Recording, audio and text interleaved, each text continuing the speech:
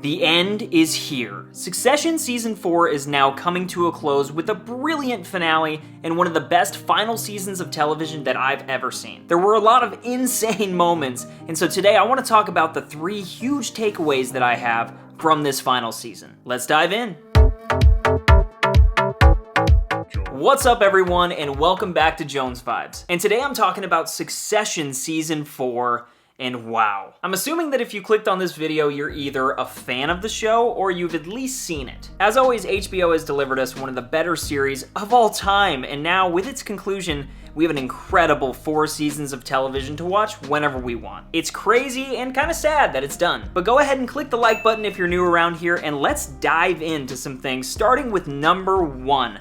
My number 1 takeaway is that Kendall Roy is the main character. He's been the protagonist the entire time. And I know some people out there might argue with me on this, but that's just the way that I've perceived it this whole time. And then after watching this finale and watching this final season, it all just kind of came together. Really, there's a lot always going on in this show, with multiple storylines, with multiple different characters running at once, but it just seems clear to me now that it was about him all along. Every character had their own trials that they were dealing with, but his story, I think, was the most profound. All roads always lead back to Kendall and where this journey started out. It was clear in the beginning that Kendall was pretty much on track to step in for Logan when he retired, but then things got totally messed up. And we've been with Ken every step of the way, battling his inner self, as well as the show's clear antagonist, Logan. Son versus father. And yes, Shiv and Rome had their big parts to play, but in the end, it was Ken. And this character finally got everything that he always dreamed of for like 8 hours or 10 hours. You had the happy siblings all together in their mom's kitchen. You know, he had the support from his loved ones,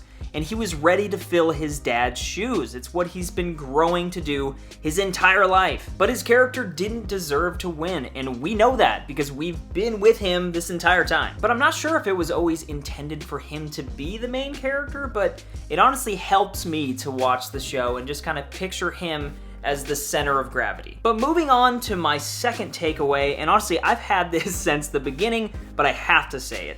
This show has my favorite musical composition of any show on television. And I know, really, like, that's one of your main takeaways, Danny, but yes! Nicholas Britell is an absolute genius. Whether they're in a car, or in a business meeting, or they're talking to the fictional president, the score remains a prominent character, building at moments and chasing the action, or backing away and subtly laying the cues and hints to who is doing what's going on behind the scenes. Something that stuck out to me in episode 9 was there's a moment where Kendall tells Hugo that he's now his little lapdog, and after that conversation there is this massive, dark and eerie swell showing that Kendall has now fully embraced the dark side, really, and knows what he has to do.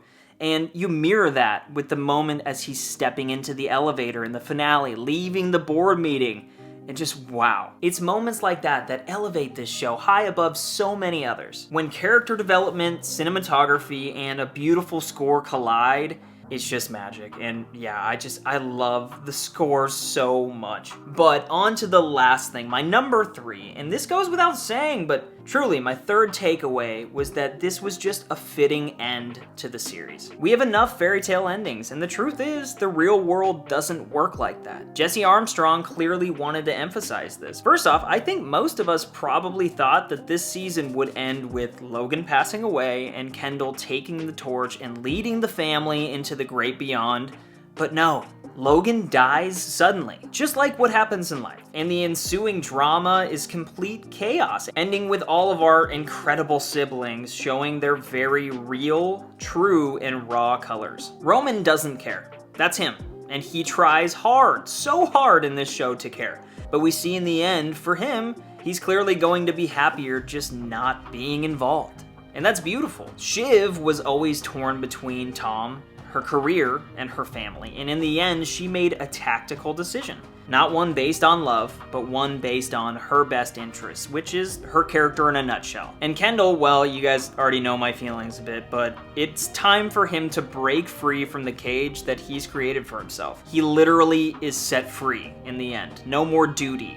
no more care. He can finally learn to live. I think it's a proper send-off. And Gojo is probably gonna screw things up, but maybe they won't. They have Tom. And side note, because I don't know if I'm ever gonna be talking about Succession again on my channel, Tom is one of the best characters in television of all time. Matthew Macfadyen, obviously he's gotten a bunch of awards and he's just incredible, but I don't know, just him and Greg will absolutely be missed on Sundays. I'm gonna miss them a lot, but it's a brilliant show, Seriously, all of these actors, man, Jeremy Strong, Kieran Culkin, Sarah Snook, Alan Ruck, and last but not least, obviously, Mr. Brian Cox. This show, hands down, at least for me, is one of the best that I've ever seen. I can't believe it's over. But I guess at this point, I will turn it over to you. What did you think about the series finale of Succession? Was it what you wanted? Was it not? Please let me know down in the comments section. Start the conversation and spread the good vibes. Also, if you stuck with me this far, hit the like button. I'd really appreciate the support.